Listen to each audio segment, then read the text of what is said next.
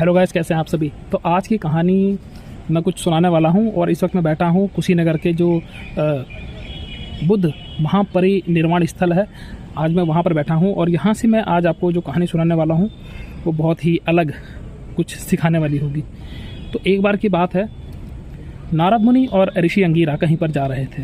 रास्ते में जाते हुए उन लोगों को एक मिठाई की दुकान दिखाई देती है और मिठाई की दुकान जब दिखाई देती है तो मिठाई की दुकान पर जो उसका मालिक होता है वो बैठा होता है। तभी वहाँ पर एक काला कुत्ता जो है मिठाई की दुकान में आता है और जैसे ही कुत्ता मिठाई की दुकान के सामने पहुँचता है, जो दुकान का मालिक होता है एक डंडा लेता है बड़ा सा और काले कुत्तों को मार देता है। अब जो काला कुत्ता है वो बेचारा पिटने के बाद जो है चिल्लाता हुआ वहाँ से चला जाता है। अब ये देख करके जो नारद मुनि होते हैं उनको हंसी आ जाती है और नारद मुनि को हंसते हुए देख करके जो ऋषि अंगीरा हैं वो क्रोधित हो जाते हैं कि भाई आखिर एक कुत्ते को पीटता हुआ देख करके आप जो हैं हंस क्यों रहे हैं, और साथ ही नारद मुनि से हंसने का कारण पूछते हैं। तो नारद मुनि बताते हैं कि ये जो मिठाई की दुकान है ये एक व्यक्ति ने बड़ी ही कंजूसी के साथ लोगों से एक एक पैसा खींच करके जोड़ करके और चतुराई से मिठाई की दुकान खोली थी। और जिसने ये दुकान खोली थी उसने ये सोचा था कि जो आने वाले भविष्य में जो लोग हैं, जो मेरा परिवार होगा, वो इस मिठाई की दुकान को चलाएगा।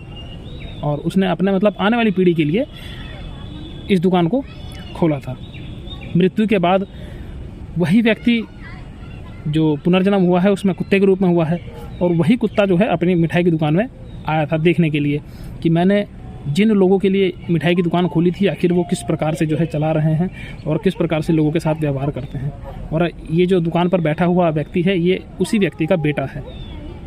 तो इसके पिता की मृत्यु के बाद ये कुत्ते के जन्म के रूप में आज मिठाई की दुकान पर आया और इसी के बेटे ने डंडा मार करके उसको भगा दिया। तो इसीलिए ये देख करके मुझे हंसी आ गई। तो दोस्तों, आज के टाइम में भी कुछ ऐसा ही है।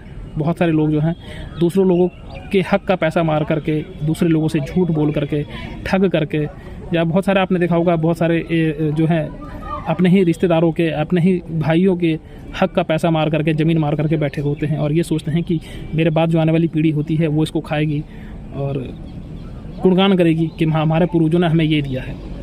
तो वास्तव में इस कहानी से यही तात्पर्य निकलता है कि आप जिनके लिए कर रहे हैं, जिस तरीके से कर रहे हैं, वो वापस आपको उन्हीं लोगों से मिलेगा। जिन लोगों के लिए आपने एक एक पैसा दूसरे लोगों से नोचा है वही लोग आपको उसका फल देंगे। तो बेहतर ये है कि आप अपने सुख के साधन जो हैं सही तरीके से ढूंढें, सही तरीके से उसको चलाएं, वो ज़्यादा सही है। आने वाला भविष्य में जो परिवार का आपका व्यक्ति होगा वो अपने संसाधन स्वयं जोड़ लेगा, उसके लिए भी कुछ छोड़ना चाहिए। आप अपना जीवन जीजिए, वो अपना जीवन जिएगा। आज की कहानी